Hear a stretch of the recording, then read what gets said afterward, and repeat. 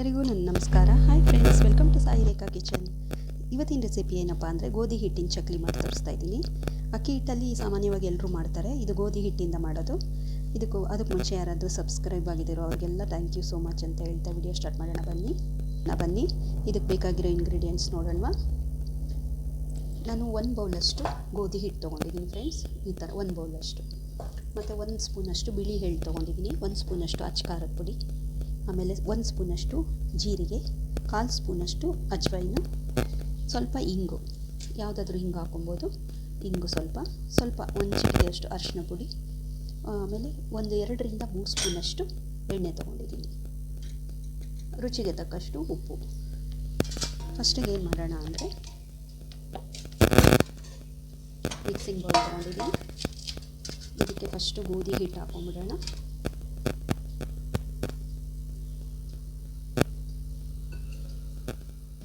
ಜೀರಿಗೆ 1 ಸ್ಪೂನಷ್ಟು ತೊಗೊಂಡಿದ್ದೀನಲ್ಲ, ಜೀರಿಗೆ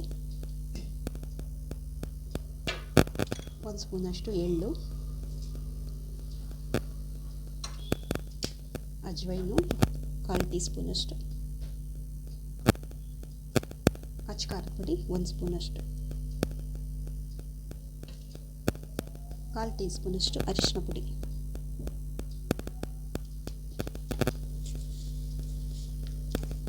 ಆಮೇಲೆ ಸ್ವಲ್ಪ 1/4 ಟೀ ಸ್ಪೂನಷ್ಟು ಇಂಗು ಎಷ್ಟು ಬೇಕೋ ಅಷ್ಟು ರುಚಿಗೆ ಹಾಕೊಬೋದು. ಸ್ವಲ್ಪ ಹಿಂಗೆ ಹಾಕಿದ್ರೆ ಟೇಸ್ಟ್ ಬರುತ್ತೆ ಅಂತ ಹಿಂಗೆ ಹಾಕ್ತಾ ಇದ್ದೀನಿ.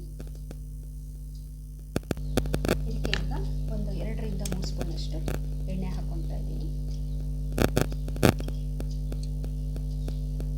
ಎಣ್ಣೆ ಹಾಕ್ಕೊಂಡು ಈಗ ರುಚಿಗೆ ತಕ್ಕಷ್ಟು ಉಪ್ಪು ಹಾಕ್ತಾ ಇದ್ದೀನಿ,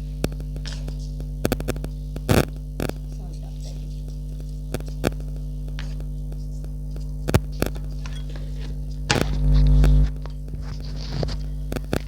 ಇದನ್ನು ಕಲಿಸ್ಕೊಂಬಿಡೋಣ. ಫಸ್ಟಿಗೆ ಎಣ್ಣೆಯಲ್ಲೆಲ್ಲ ಮಿಕ್ಸ್ ಆಗಬೇಕು, ಅದಕ್ಕೆ ಒಂದು ಗಂಟು ಬರಬೇಕು, ಅಲ್ಲಿವರೆಗೂ ಕಲಿಸ್ಕೊಳ್ಳೋಣ. ಕಲಿಸಿದ್ದೀನಿ ಎಲ್ಲ ನೋಡಿ, ಈ ಥರ ಗಂಟು ಹಾಕಬೇಕು.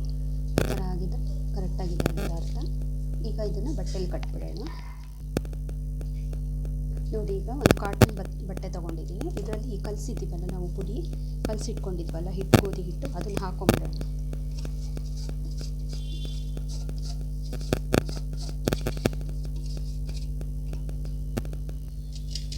ಇದು ಹಾಕಿದ್ಮೇಲೆ ಇದನ್ನು ಟೈಟಾಗಿ ಗಂಟು ಕಟ್ಬಿಡೋದು.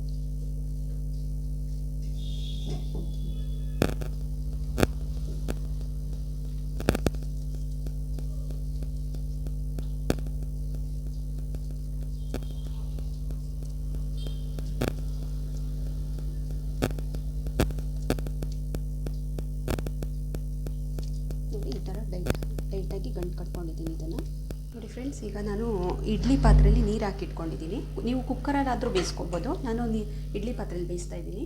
ಈ ಗಂಟನ್ನು ಇದರೊಳಗಡೆ ಇಟ್ಬಿಟ್ಟು ಇದನ್ನು ಒಂದು 20 ನಿಮಿಷ ಬೇಯಿಸ್ಬೇಕು ಇದನ್ನು. ನೋಡಿ ಫ್ರೆಂಡ್ಸ್, ಈಗ ಇದು 20 ಮಿನಿಟ್ಸ್ ಆಗಿದೆ, ಇದು ತೆಗಿತಾ ಇದ್ದೀನಿ. ಈಗ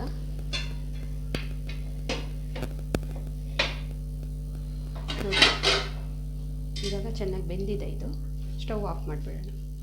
ನೋಡಿ ಫ್ರೆಂಡ್ಸ್, ಈಗ ಇದನ್ನು ಗಂಟು ಬಿಚ್ಚಿದ್ದೀನಿ, ಬೆಂದಿರೋದು. ಇದನ್ನು ಒದ್ದೆ ಕೈಲಿ ಸ್ವಲ್ಪ ನೀರು ಹಾಕ್ಕೊಂಡು, ನೀರು ಜಾಸ್ತಿ ಹಾಕಬಾರ್ದು, ಒದ್ದೆ ಕೈ ಮಾಡಿಕೊಂಡು ಚೆನ್ನಾಗಿ ನಾದ್ಕೊಂಬಿಡ್ಬೇಕು. ಇದನ್ನು ಚಕ್ಲಿ ಹಿಟ್ಟು ಥರ ನಾದ್ಕೊಂಬಿಡೋಣ. ಈಗ ಫಸ್ಟಿಗೆ ನೋಡಿ, ಈಗ ಚಕ್ಲಿ ಹಿಟ್ಟು ಥರ ಕಲಸಿಟ್ಕೊಂಡಿದ್ದೀನಿ ನಾದಿ ಚೆನ್ನಾಗಿ, ಅಂದರೆ ಸ್ವಲ್ಪನೇ ನೀರು ಮಿಕ್ಸ್ ಮಾಡಿ ನಾದಿಟ್ಕೊಂಡಿದ್ದೀನಿ. ಇದಕ್ಕೆ ಚಕ್ಲಿ ಒಳಗೆ ಎಣ್ಣೆ ಸವರ್ಕೊಂಡಿದ್ದೀನಿ. ಇದಕ್ಕೆ ಹಾಕ್ಕೊಂಬಿಟ್ಟು ಇದು ಮಾಡಿದ ತಕ್ಷಣ ಕಟ್ಟಿದ ತಕ್ಷಣ ಮಾಡ್ಬೋದು ಫ್ರೆಂಡ್ಸ್.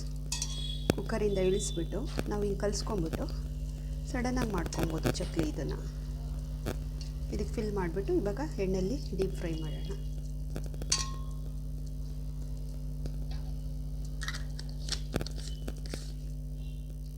ಈಗ ನೋಡಿ, ಬಾಣಲೆಯಲ್ಲಿ ಎಣ್ಣೆ ಕಾಯ್ದಿದೆ, ಈಗ ಒಂದೊಂದೇ ಚಕ್ಲಿ ಹಾಕ್ಕೊಂಬಿಡೋಣ.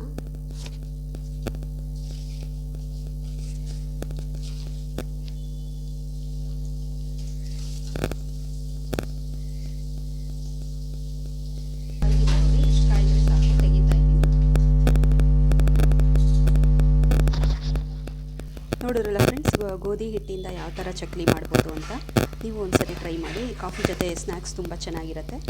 ಒಂದ್ಸರಿ ಟ್ರೈ ಮಾಡಿ ಈ ರೆಸಿಪಿ ಇಷ್ಟ ಆಯಿತು ಅಂದ್ಕೊಂಡಿದ್ದೀನಿ. ಇಷ್ಟ ಆದರೆ ಲೈಕ್ ಮಾಡಿ, ಶೇರ್ ಮಾಡಿ. Thank you for watching.